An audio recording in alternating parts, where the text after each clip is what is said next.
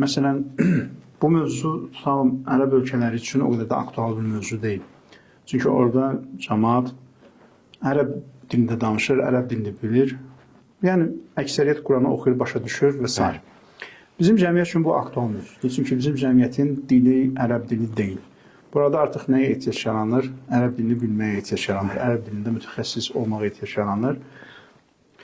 Bizdə ciddi problem nədir? Nəzərə çarpan ciddi problem nədir? İstər Quran tərcüməsi olsun, istər Quran təfsiri olsun. Görürsən ki, bəzi insanlar meydana atılırlar, amma o tərcümə üçün, təfsir üçün lazım olan o zəruri biliklər ortada yoxdur. Yəni, məsələn, indi misal çəkim, misal üzərindən aydın olsun. Tutalım, biri İncili şərh edir və ya bir İncili təfsir edir. Tutalım, heç bir dil bilmir, latın dilini bilmir filan. Azərbaycan dilindən tərcümədən oxuyur və şərh verir. Və ya Azərbaycan dilində olan tərcümələrə baxıb yeni bir tərcümə yazır. Çünki mən bu yaxınlarda bu hadisənin şahidi oldum, bir nəfər mənə danışdı. Azərbaycanda bir neçə nəfər oturub Quran tərcüməsi yazırdılar. Və onlar Vasif Məmmədəliyevin, Əlixanın, digərlərinin tərcümələrinə baxıb onun əsasında tərcümə yazmağa başladılar. Məsələn, bu çox ciddi bir problemdir. Quranda bir ayə var. Allah buyurur ki, əhli kitab haqqında, onlar deyir, Allahın ayələrini ucuz qiymətə satanlar. Məsələn, onların indi problemi nə idi? Onlar öz kefi istədikləri kimi bu halaldır deyirlər, bu haramdır deyirlər və Allahın şəriətini təhrif edirlər və Allaha hökm nisbət verirlər. Allah ona Allahın ayələrini satmaq kimi vəzif edir. Bu özü də bir ayəni satmaqdır. Yəni, sən tutalım, ərəb dilində mütəxəssis deyilsən, tərcümə edəcək qədər biliyin yoxsa, sən durub Quran tərcümə edirсənsə və ya Qurana təfsir edirsənsə, bu da Allahın ayələrini satmaqdır. Bu əslində ayəni ucuzlaşdırmaqdır. Yəni, indi kiçik bir müdaxilə edim. Özünüz də bilirsiniz ki, iştira feili satın almaq mənasındadır. Bir də var bəy, satmaq.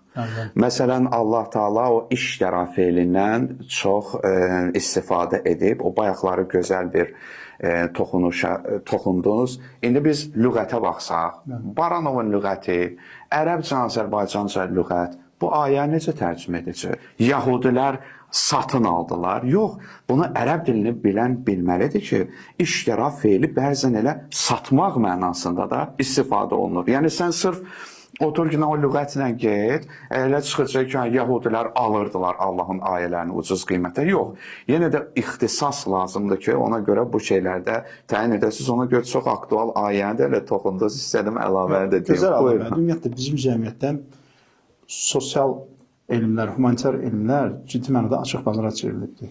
Yəni, bu ilahiyyat sahəsinə də aiddir, bu psixologiyaya da aiddir, sosiologiyaya da aiddir, bu sahələr.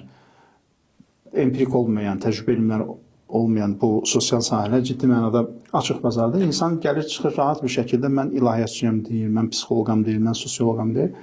Və bazar da açıqdır. Kütlə, məsələn, bizdə intellekt səviyyəsi o qədər yüksək deyil ki, insanlar bir çağırsın, sorğulasın ki, qardaşım, bacım, sən ilahiyyatçısan, ya sosioloqsan, ya psixoloqsan, sənin təhsilin nədir? Bəli.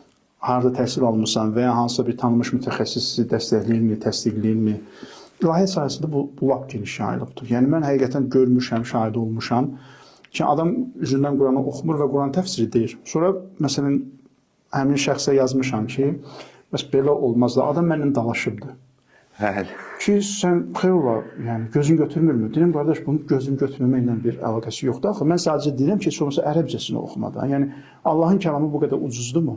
Tərcümə də o sayıdır. Bu yaxınlarda tutalım bir şəxsin Quran tərcüməsi çıxdı.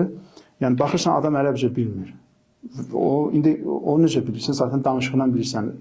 Quran ayəsinin üzrünü oxumağından bilirsən və argumentasiyasından bilirsən. Məsələn, tutalım, adam bir kitab yazır. Orada mənbələrə baxırsan, bir dənə ərəbcə mənbə yoxdur. Bir dənə orijinal mənbə yoxdur. Kimdən eşidib? Tutalım, hansısa bir 3-5 reformistdən eşidir ki, o reformistlər bu söhbəti 10-15 il bundan qabaq ediblər. Ondan eşidir və indi eşitmək qəbahət deyil.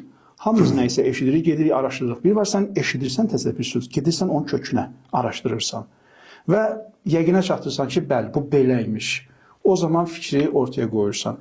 Bir də var, sən eşidirsən, amma sənin onun kökünü